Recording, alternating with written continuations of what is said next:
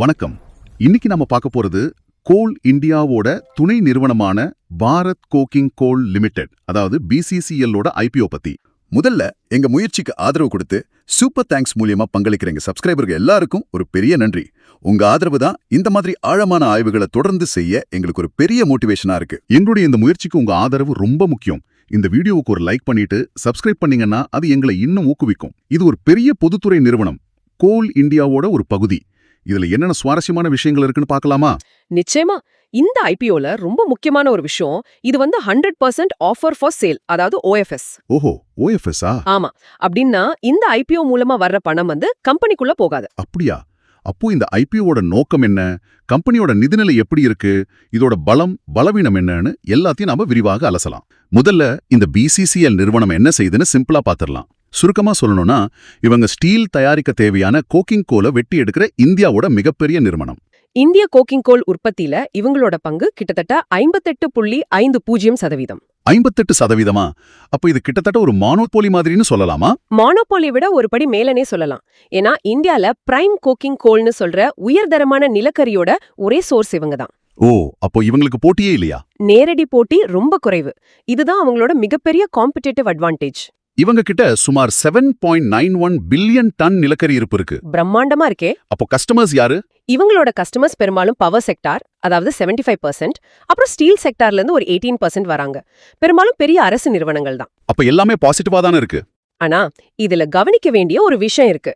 இவங்களோட மொத்த வருமானத்துல 84% முதல் 10 கஸ்டமர்ஸ் கிட்ட இருந்து மட்டுமே வருது. அப்போ இது ஒரு விதத்துல ரிஸ்க் இல்லையா? கண்டிப்பா. இத கஸ்டமர் கான்சென்ட்ரேஷன் ரிஸ்க்னு சொல்லுவாங்க. அதாவது ஒரு சில வாடிக்கையாளர்களை மட்டுமே நம்பி இருக்கிறது. சரி, இப்ப IPO-ஓட முக்கியமான நம்பர்ஸ் பார்க்கலாம். மொத்த இஷ்யூ சைஸ் 10,711 கோடி. ஆமா, ஒரு பெரிய இஷ்யூ. பிரைஸ் பேண்ட் ஒரு பங்குக்கு 21 இருந்து 23 ரூபாய் வரைக்கும். லாட் சைஸ் 600 பங்குகள். IPO January 9, 2026ல ஆரம்பிச்சு January 13ல முடியுது. நீங்க ஆரம்பத்துல சொன்னீங்களே 100% ஆஃபர் ஃபார் சேல்னு, அத கொஞ்சம் விளக்கமா சொல்லுங்க. நான் சொன்ன மாதிரி இந்த 10,711 கோடியும் BCCL கம்பெனியோட வளர்ச்சிக்கு போக போறதில்ல.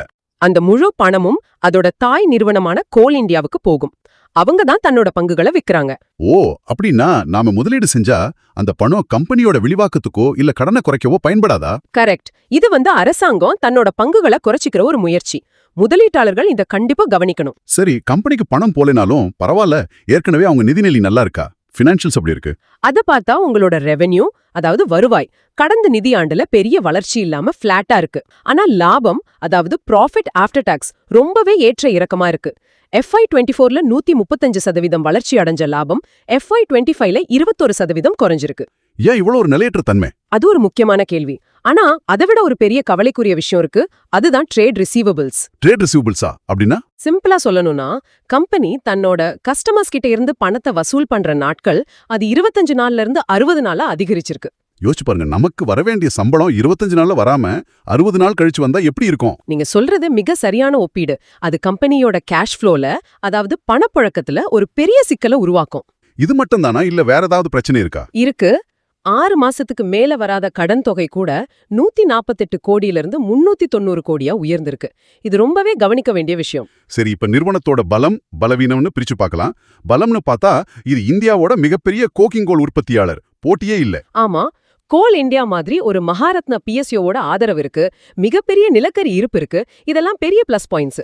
சரி, இப்போ பலவீனங்களை பத்தி பேசலாம். பலவீனங்களோட லிஸ்ட் கொஞ்சம் பெருசு. முதல்ல, இது 100% OFS, கம்பெனிக்கு பணம் வராது. ஆமா, அத பார்த்தோம். ரெண்டாவது, வருவாய் வளர்ச்சி இல்லை. மூணாவது, லாபத்துல நிலையற்ற தன்மையும் பண வசூல்ல தாமதமும். ஓகே.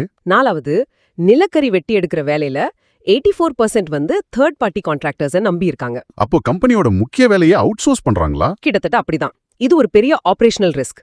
அஞ்சாவதா, வருமானம் குறிப்பிட்ட சில வாடிக்கையாளர்களையும் 2 நிலக்கரி வயல்களை மட்டுமே நம்பியிருக்கு. ஜியோகிராபிக் கான்சென்ட்ரேஷன் ரிஸ்க்கும் இருக்கா?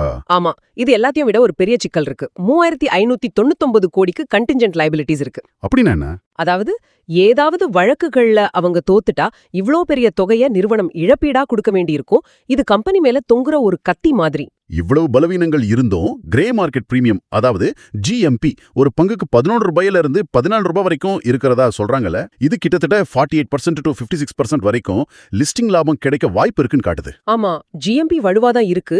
ஆனா ஒன்னு புரிஞ்சுக்கணும், ஜிஎம்பிங்கிறது ஒரு அதிகாரப்பூர்வமற்ற தகவல். அது ஸ்பெகுலேட்டிவ். அப்போ அது முழுசா நம்ப முடியாதா? அதுக்கு எந்த உத்தரவாதமும் இல்ல. லிஸ்டிங் அன்னைக்கு மார்க்கெட் எப்படி இருக்கோ அதை பொறுத்து இது மொத்தமா மாறலாம். சரி, இப்போ ஒரு இறுதி முடிவுக்கு வருவோம். லிஸ்டிங் லாபத்துக்கு வாய்ப்பு எப்படி இருக்கு? தற்போதைய நிலவரப்படி லிஸ்டிங் லாபத்துக்கு வாய்ப்பு அதிகமா தெரியுது. நான் ஒரு 45 கொடுப்பேன். ஷார்ட் டேர்முக்கு வாங்குறவங்க என்ன பண்ணலாம்? ஷார்ட் டேர்ம் முதலீட்டாளர்கள் விலை கொஞ்சம் ஸ்திரமாகும் வரைக்கும் காத்திருக்கிறது நல்லது. அப்போ நீண்ட காலத்துக்கு, லாங் டேர்முக்கு, நீண்ட காலத்துக்கு இது ஒரு நியூட்ரல் பார்வைதான். இதை இன்னும் கொஞ்சம் தெளிவா சொல்லணும்னா யாருக்கு இந்த ஐபிஓ சரியா இருக்கும்? கோல் இந்தியா மாதிரி நல்ல டிவிடெண்ட் கொடுக்கிற ஒரு பிஎஸ்யூ ஸ்டாக்ல முதலீடு பண்ணணும்னு நினைக்கிறவங்களுக்கு இது பொருத்தமா இருக்கலாம். பாதுகாப்பு தேடுற முதலீட்டாளர்களுக்கா? ஆமா, அரசு நிறுவனம்ங்கிறதால ஒரு பாதுகாப்பு இருக்கும். ஆனா நல்ல growth, அதாவது வளர்ச்சி எதிர்பார்க்கிற முதலீட்டாளர்களுக்கு இது ஏத்ததில்ல. இந்த ஐபிஓ பத்தின உங்க கருத்துக்களையும் கமெண்ட்ஸ்ல பகிர்ந்துக்கோங்க. நினைவில் கொள்ளுங்க, இந்த உள்ளடக்கம் கல்வி நோக்கத்துக்காக மட்டுமே. எந்த முதலீட்டு முடிவையும் எடுக்கிறதுக்கு முன்னாடி உங்க நிதி ஆலோசகரை அணுகுவோம். நன்றி. நன்றி.